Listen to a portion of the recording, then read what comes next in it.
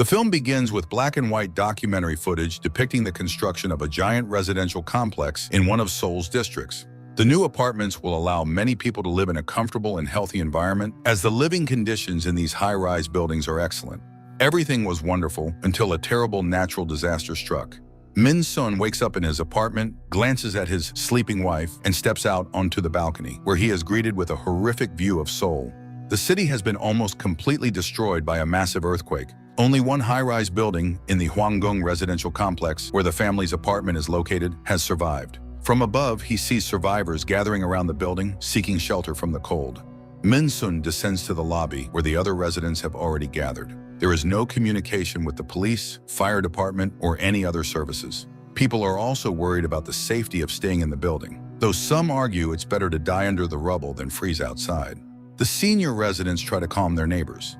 Meanwhile, Min Sun finds some drinking water and returns to the apartment. His wife, Min Hwa, takes inventory of their food supplies and realizes they have enough for 2 weeks at most if no help arrives. Min Hwa suggests they leave the building and head to her father's house, but her husband believes it's too risky. He reassures her, trying to instill confidence that everything will be all right. In the middle of the night, a stranger knocks on their door.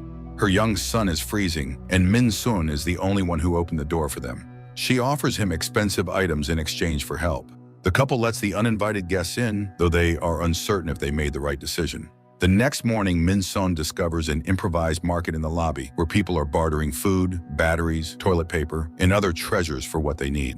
He trades an expensive watch for a can of canned fruit, but almost loses his prize. He miraculously retrieves the can, scaring away a swarm of giant cockroaches. Someone in the crowd suggests kicking out all outsiders, comparing them to these insects. There's talk that they are the reason for all the misfortunes of the apartment owners. Min Sun returns to his floor, noticing skirmishes between the residents and the outsiders. At home, Min Hwa and the boy they took in have managed to establish communication using 2 toy radios that work over a short distance. However, there's still no response from rescuers. Min Sun takes his wife to the next room and offers her a treat. She dislikes that they have to hide food from their guests, but her husband doesn't want to share any of the canned fruit he struggled so hard to obtain. But the guests accidentally notice the treats, so they have to share. Later, the couple goes outside to look around. Min Hwa, a nurse by training, rushes to help an injured man who was hurt by invaders when a fire breaks out in one of the apartments. The flames are extinguished only through the heroic efforts of one man. The building manager thanks him for saving the complex. Someone had seen the man earlier on the 9th floor, leading to the conclusion that he lives in apartment 902. Unhappy residents decide to hold a general meeting of apartment owners. A debate ensues about whether to evict the refugees.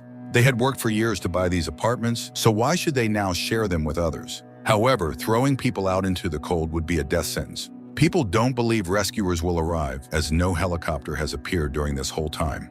Supplies are running out, and something must be done. The building manager points out that most of the guests came from the elite Palace of Dreams complex, where the wealthy recently looked down on their neighbors from Hwanggung. As a government official, Min Sun is asked if the authorities have a plan for such emergencies. He suggests they first elect a leader.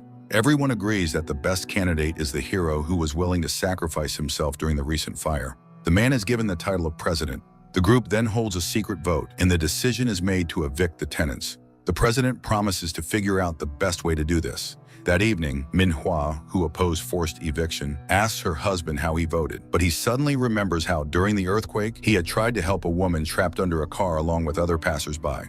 He survived only because he managed to jump into another car and buckle up before everything started collapsing.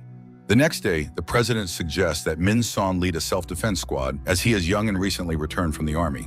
The meeting decides that only property owners should live in the building. To start, they need to gather all available weapons, though the president assures them that they don't intend to kill or maim anyone.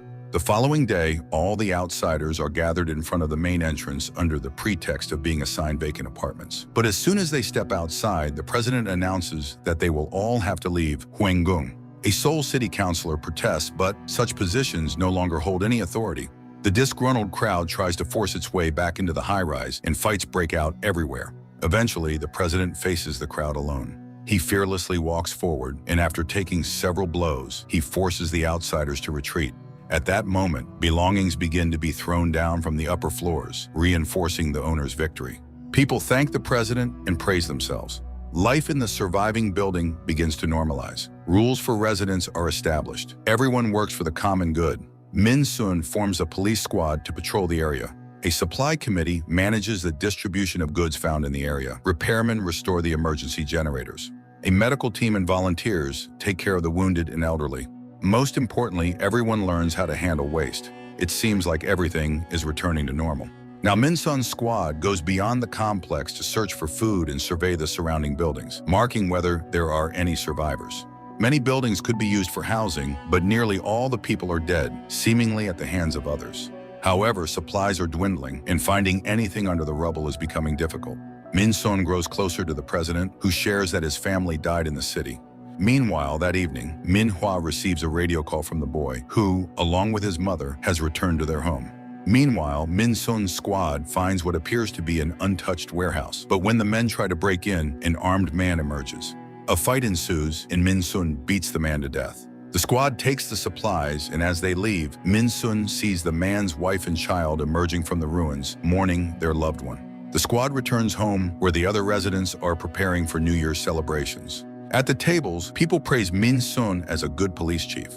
Suddenly, a young woman named Hye-won arrives, claiming ownership of an apartment in the building. The building manager points to the president as her closest neighbor, but she behaves strangely around him. The president suggests welcoming her, and people ask him to sing for the rest. He sings and remembers the day before the earthquake when he arrived at the complex, only to lose his apartment due to a scam. The young man who bought the apartment tried to explain that he, too, was a victim of fraud, but the president was convinced that he was in cahoots with the realtor and attacked him. The men fought for a long time in front of the young man's semi-paralyzed mother, and eventually the president killed his opponent. Then he received a call from his wife, who blamed him for losing their home and wished for his death.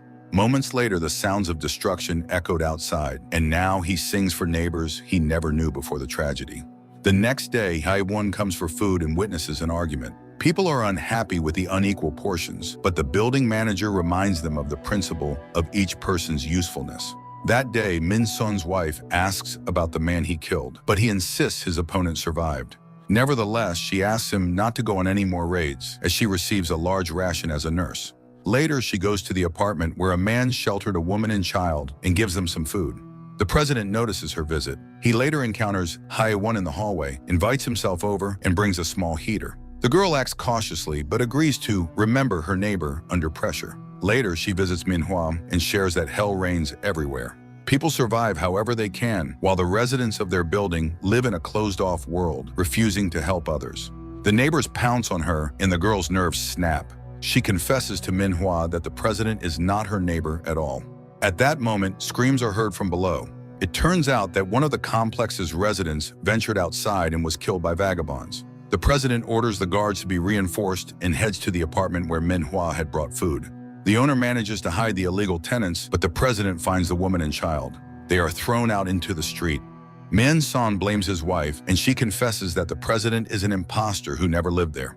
Her husband rushes to the president, begging for forgiveness, but the president asks only for hard work for the benefit of the building. The next day, thorough searches begin. Any outsiders found are thrown out, and the doors of the guilty are marked with red paint, denying them food. Later, the president gives a speech to the residents, promising to protect them. The guilty are forced to repeat a phrase 200 times, admitting that they were wrong. However, one man, in protest, jumps from a great height and dies in front of everyone. Later, his body is burned because the previously abandoned bodies have disappeared, presumably taken by vagabonds to be eaten. Meanwhile, water begins to flow into the courtyard, thanks to the workers who connected the supply. While people celebrate, Hye-won tells Min Sun that she saw the real neighbor and knows what he looks like. Meanwhile, food supplies run low again, and the president leads the squad in search of provisions. Soon they find a passage to the basement, and Min Sun descends there. At the same time, women sneak into the president's apartment through the balcony, where they find an old, sick woman. Min Hua tries to get her to confirm that the president is not her son, but she only asks for food. In the city, Min Sun finds a basement filled with corpses, but one of the walls seems suspicious to him, and after clearing it, he realizes it's the window display of a store. His wife finds a freezer containing the body of the real owner. The president's squad rejoices, gathering food, and praises Min Sun. He finds an ornament on the road and hides it in his pocket. Suddenly, stones begin to fall from the ruins above them. The president shoots at the attackers, while Min Sun carries out a wounded man. When they return home, hysteria erupts. There are too many injured, and the building manager's son is dead. The president urges the men to defend the building when Minhua steps forward, ready to befriend the outsiders to survive by helping each other. She accuses him of being an imposter and shows documents of the real owner and the body hidden in the freezer. The people are stunned by the deception.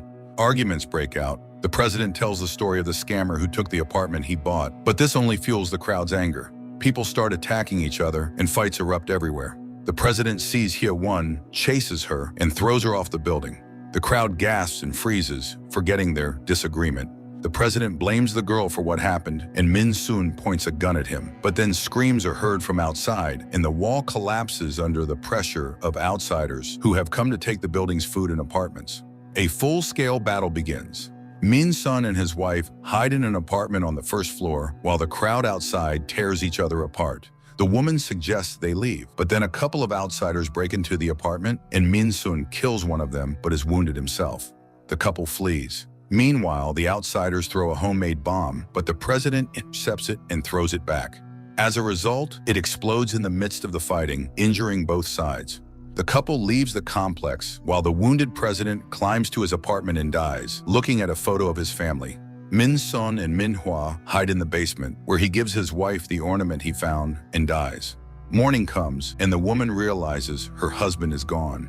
She cries over his body when she is found by some strange women who invite her to join them. Soon the group leads her to a house that has remained intact, though it has fallen on its side. They give her food, and Minhua is struck by the fact that no one demands anything in return.